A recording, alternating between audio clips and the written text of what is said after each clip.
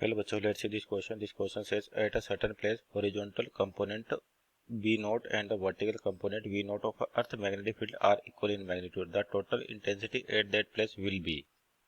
तो यहाँ देखिए अपन बात करते पहले की कॉन्सेप्ट की आपके पास क्या होगा की कॉन्सेप्ट। तो की कॉन्सेप्ट की चर्चा करें अपन।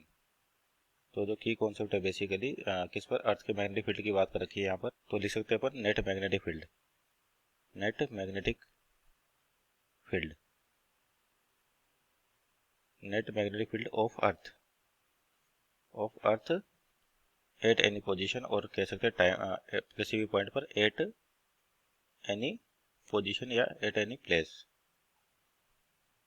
तो देखिए आपके पास जैसे मैग्नेटिक फील्ड की बात करते हैं तो आपका जो एक तो होता है मैग्नेटिक मेरिडियन डिफाइंड होता है आपके पास अर्थ मैग्नेटिक फील्ड के लिए। कि मैग्नेटिक मेरिडियन क्या होता है कि बेसिकली जो अर्थ का मैग्नेटिक फील्ड कंपोनेंट्स है या फिर किसी भी कंपास नीडल को अपन मान लीजिए किसी स्पेस जगह पर होल्ड करते हैं, फ्रीली सस्पेंड करते हैं जैसे इस प्रकार से। और ये जो आपके पास मैग्नेटिक कंपास नीडल है ये फ्री टू रोटेट होती है हॉरिजॉन्टल और साथ ही साथ में वर्टिकल में। तो जैसे इसको मान लीजिए सस्पेंड किया जाता है फ्रीली सस्पेंड, तो ये क्या होता है किसी एक पर्टिकुलर डायरेक्शन में अलाइन हो जाती है, और वो जो इसके अंदर अलाइन होती है वो प्लेन होता है मैग्नेटिक मेरिडियन आपके पास। तो कुछ इस टाइप से मैग्नेटिक मेरिडियन में अलाइन होती है, और किधर होती है जिधर आपका नेट मैग्नेटिक फील्ड होगा उस डायरेक्शन में। अगर आपके पास ये फील्ड ऐसे अलाइन हुई है तो इसका मतलब नेट मैग्नेटिक फील्ड आपका इधर होगा, और ये एंगल कहलाता है डिप एंगल। डिप होता है नीडल का हॉरिजॉन्टल के साथ बनाया गया एंगल, और इधर आएगा इस मैग्नेटिक फील्ड का हॉरिजॉन्टल कंपोनेंट, और इस डायरेक्शन में आएगा vertical component, net magnetic field का वर्टिकल कंपोनेंट। तो यहाँ पर आपको जो कंडीशन दे रखी है कि आपका बी वर्टिकल कंपोनेंट और हॉरिजॉन्टल कंपोनेंट दोनों बराबर है, इसको लिख रखा है बी नोट और इसको क्या लिख रखा है वी नोट लिख रखा है। तो इसका मतलब क्या होगा, अगर ये दोनों कंपोनेंट बराबर है तो आपका जो पोजीशन होगी उस टाइम पे जो आपका डिप एंगल होगा वो होगा 45 डिग्री पर। कितने पर होगा 45 डिग्री।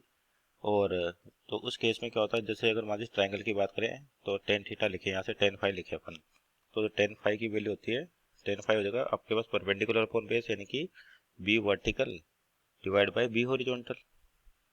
यहाँ पर आपके पास देखेंगे ढंग से तो टेन फाइव की वैल्यू निकाले तो परपेंडिकुलर अपॉन बेस, यानी कि परपेंडिकुलर क्या है horizontal vertical component, horizontal component आपका बेस हो जाएगा।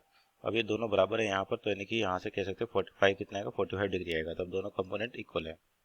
अब नेट मैग्नेटिक फील्ड की बात करते हैं तो बी नेट जो होगा आपके पास इसकी वैल्यू क्या होती है अंडर रूट